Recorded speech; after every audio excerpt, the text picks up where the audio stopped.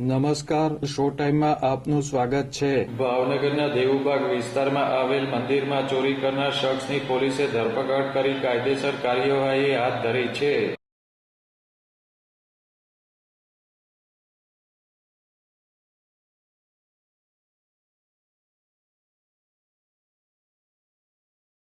ભાવનગરના દેવુબાગ વિસ્તારમાં આવેલ દેવનાથ મંદિરમાં ચોરીની ઘટના બની હતી. ચોરીની ઘટના અંગે પોલીસ ફરિયાદ નોંધાવવામાં આવી હતી.